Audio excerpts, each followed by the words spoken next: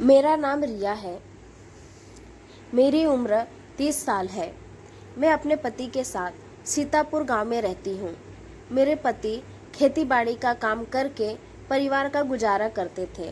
मैं अपने पति के लिए उनकी पूरी दुनिया थी, क्योंकि मेरे पति का मेरे अलावा और कोई भी नहीं था। मेरी शादी को 5 साल होने को आ रहे थे, मगर हमें अब तक संतान का सुख नहीं मिला था। इस बात को लेकर हम दोनों काफ़ी चिंतित रहते थे।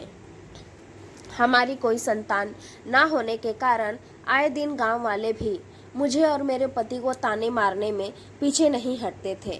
मेरे पति इस बात से काफ़ी दुखी रहने लगे और खुद को भी कोसने लगे और कहने लगे, हे भगवान, मेरे किस पाप की सजा तू मुझे दे रहा है। मैंने ऐसा कौन सा पाप किया है जो मुझे अब तक संतान का सुख प्राप्त नहीं हुआ। मेरे पति को ऐसा रोता देख उनका एक साथी उनके पास आता है और कहता है, अरे क्या हुआ तुम्हें, तुम ऐसा क्यों रो रहे हो, कोई बात हो गई है क्या। मेरे पति अपने साथी से रोते हुए स्वर में कहते हैं, क्या बताऊं भाई, शादी के 5 वर्ष पूरे होने को है, पर अब तक मैं अभागा संतान का सुख न पा सका। मेरे पति की यह बात सुनकर उनका साथी उन्हें एक तांत्रिक बाबा के विषय में बताता है और कहता है, मैं एक ऐसे तांत्रिक बाबा को जानता हूँ जो तुम्हारी मदद कर सकते हैं, और अगर तुम तैयार हो तो मैं तुम्हें वहाँ लेकर भी जा सकता हूँ। चूँकि मेरे पति इन सब बातों को नहीं मानते थे, तंत्र मंत्र जैसी बातों के प्रति अंधविश्वास के खिलाफ थे, इसीलिए मेरे पति अपने साथी की बात सुनकर उन्हें तुरंत मना कर देते हैं और कहते हैं, मैं इन सब बातों को नहीं मानता, मैं तो कहता हूँ तुम भी इन सब चीज़ों से दूर रहो। इतना कहकर मेरे पति अपने घर चले आते हैं, लेकिन मेरे पति घर आकर इस विषय में बार बार सोचते हैं और ना चाहकर भी और अंत में यह फैसला लेते हैं कि क्यों ना एक बार उस तांत्रिक के पास जाकर देखा जाए। और आखिर में मेरे पति वही करते हैं, वो अपने साथी को लेकर उस तांत्रिक बाबा के पास जाने को तैयार हो जाते हैं। मेरे पति का साथी उन्हें अपने साथ एक घने जंगल की ओर ले जाता है, जो कि सीतापुर गांव से काफ़ी दूर भी होता है, इसीलिए जाते जाते उन्हें शाम भी हो गया था। शाम के समय सूरज ढलने ही वाला था। सूरज ढलने के बाद मानो एक गहरी काली रात अचानक से हो गई हो। चारों तरफ चमगादड़ ही चमगादड़ दिखाई दे रहे थे। कुत्ते की रोने की आवाज़ मेरे पति और उनके साथी को और डरा रही थी, फिर भी वो हिम्मत करके आगे बढ़ते ही जा रहे थे। मेरे पति मन ही मन यह सोच रहे थे कि कहीं उनके ये कदम उठाकर कोई बहुत बड़ी गलती तो नहीं कर दी। फिर भी उन्होंने हिम्मत करके अपने साथी से कहा, और कितनी दूर चलना है हमें भाई, हमें लगता है हमें घर वापस लौट जाना चाहिए। मेरे पति यह कह ही रहे थे, तभी उस तांत्रिक बाबा का ठिकाना भी आ गया था और मेरे पति का साथी मुस्कुराकर कहता है, लो भाई, आ गए हम, यही है उस तांत्रिक बाबा का ठिकाना, आओ चलो अंदर चलते हैं। मेरे पति का साथी मेरे पति को लेकर एक गुफा के अंदर जाता है। वहाँ उन्हें एक भयानक सा दिखने वाला तांत्रिक मिलता है, जिसे देखकर मेरे पति बुरी तरह डर जाते हैं। उस तांत्रिक का चेहरा बुरी तरह झुलसा हुआ था, जो कि बहुत डरावना लग रहा था। मेरे पति की तो हिम्मत ही नहीं हो रही थी कि वो उस तांत्रिक बाबा से अपनी समस्या बताए, इसीलिए उनका साथी ही उस तांत्रिक बाबा को सारी बात बताता है। फिर वो तांत्रिक उन्हें एक शीशे के बोतल में रखा एक सुगंधित इत्र देता है और कहता है, तुम्हारा नाम श्रीकांत है ना, तुम इतने डरे हुए क्यों हो। एक बार जंगल में आग लग गई थी, एक जानवर को बचाते बचाते मेरा चेहरा बुरी तरह झुलस गया, तब से मैं अब ऐसा ही दिखता हूँ। खैर तुम्हें डरने की ज़रूरत नहीं, मैं कोई भूत नहीं, बस तुम्हारी तरह एक इंसान ही हूँ। ये लो, इसे पकड़ो। ये वो इत्र है जिसे लगाया नहीं जा सकता मगर पिया जरूर जा सकता है। तुम अपनी पत्नी को कहना इसे एक बार में ही पी जाए और फिर देखना एक हफ्ते में ही तुम्हें शुभ समाचार मिल जाएगा। तांत्रिक बाबा की बात सुनकर मानो मेरे पति का डर छू मंतर हो गया हो, मानो उनके सर से सारी चिंता दूर हो गई हो। मेरे पति उस तांत्रिक बाबा को धन्यवाद बोलकर अपने साथी के साथ उस जंगल से वापस अपने गांव सीतापुर आ जाते हैं और घर आकर मुझको ये खुशखबरी सुनाते हैं और मुझे वो इत्र पीने को भी कहते हैं, मगर मैं मना कर देती हूँ और कहती हूँ, ये क्या कर रहे हैं आप? ये पता नहीं क्या है, कहीं कोई जहर हुआ तो, और अगर मुझे कुछ हो गया तो? नहीं नहीं, मैं नहीं पी सकती इसे। मेरे पति को समझ नहीं आया कि आखिर वो ये इत्र मुझको कैसे पिलाए। तभी उन्हें एक तरकीब सूझती है और वो मेरे लिए वो दूध लेकर आते हैं और चुपके से उस दूध में वह इत्र मिला देते हैं।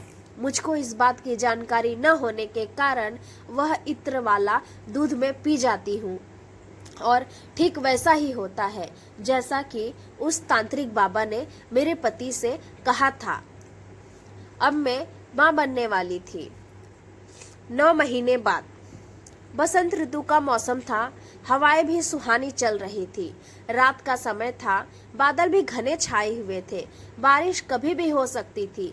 ऐसे में घर से निकलना किसी खतरे से कम नहीं था, क्योंकि बिजली किसी भी वक्त कहर ढाने को तैयार बैठी थी। मैं और मेरे पति साथ मिलकर पुआल की बनी झोपड़ी को बचाने में लगे हुए थे। हवाओं के साथ साथ बारिश भी हल्की हल्की हो रही थी और देखते ही देखते बारिश और तेज होने लगी। फिर मेरे पेट में अचानक से दर्द होना शुरू हो जाता है। मेरे पति परेशान हो जाते हैं, क्योंकि ऐसे में कोई भी उनका मदद करने के लिए कैसे आएगा, क्योंकि बाहर जाना मौत को दावत देने के बराबर था। दाई माँ जो एक वैद्य थी, जो औरतें माँ बनने वाली होती थी, दाई माँ उनका इलाज करती थी। दाई माँ का घर मेरे घर से काफी दूर था। इधर दूसरी ओर मेरा पेट दर्द बढ़ता ही जा रहा था। सुबह होने में अभी भी 2 घंटे का वक्त था। मेरे पति के लिए यह समय मुश्किलों भरा था। वो बाहर जाए तो कैसे जाए। इतने में मेरी चिल्लाहट उन्हें बाहर जाने को मजबूर कर देती है। सब कुछ परे रख कर मेरे पति बाहर जाना ठीक समझा। मेरे पति ने जैसे ही अपनी झोपड़ी का दरवाजा खोला, बारिश का सारा पानी हवा के एक झोंके के साथ उनके ऊपर आ गिरा। फिर भी कपकपाते हुए उन्होंने अपने आप को संभाला और दाई माँ की घर की तरफ चल पड़े। मेरे पति ने दाई माँ का दरवाजा खटखटाया। दाई माँ खटखट की आवाज से तुरंत नींद से जाग जाती है और दरवाजा खोलकर कहती है, अरे श्रीकांत बेटा, तुम इतनी रात को यहाँ क्या हुआ? मौसम इतना खराब है, तुम्हें घर से बाहर नहीं निकलना चाहिए था। श्रीकांत कपकपाते हुए जवाब देता है, जल्दी चलिए दाई माँ, मेरी पत्नी के पेट में बहुत दर्द हो रहा है। अगर देर हो गई तो नहीं, मैं ऐसा सोच भी नहीं सकता। अब बस मेरे साथ चलिए कृपा करके। दाई माँ पहले तो बात को टालती है, पर मेरे पति के बार बार कहने पर वो मान जाती है। मेरे पति दाई माँ को साथ लेकर अपने साथ अपने घर की तरफ चल पड़ते हैं। दाई माँ मुझको देखती है और घबरा जाती है और कहती है, यह कैसे हो सकता है? ऐसा मैंने पहले कभी नहीं देखा। नहीं, ये क्या है? तुम्हारी पत्नी का पेट इतना ऊंचा क्यों है? मैंने आज तक कभी भी किसी गर्भवती औरत को ऐसे नहीं देखा। मुझे कुछ समझ में नहीं आ रहा, मैं क्या करूं? दाई माँ एक जगह सर पर हाथ रखकर बैठ जाती है।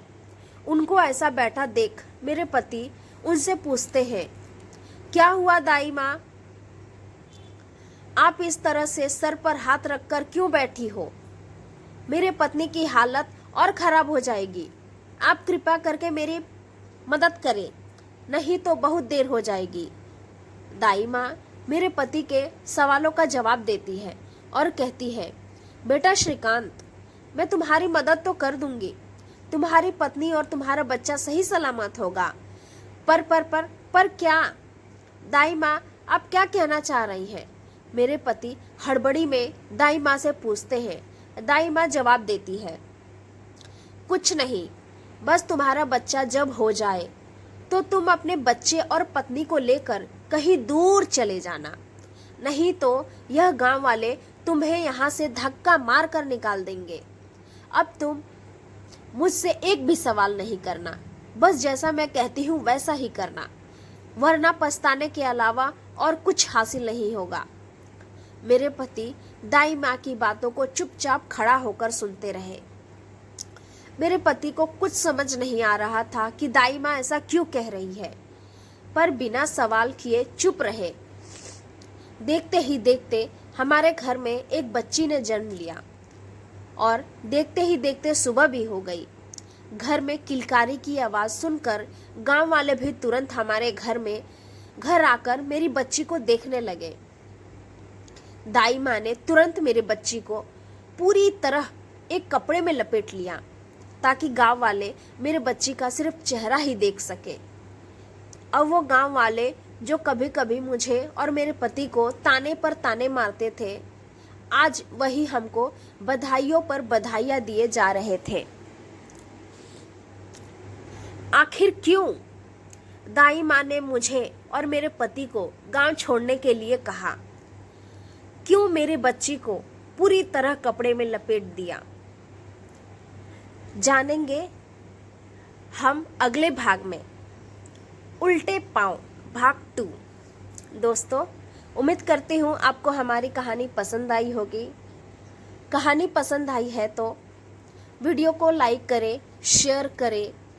चैनल पर नए हैं तो चैनल को सब्सक्राइब करें और हाँ, नोटिफिकेशन बेल को ज़रूर दबाएं ताकि अगली अपडेट सबसे पहले आपको मिले। धन्यवाद।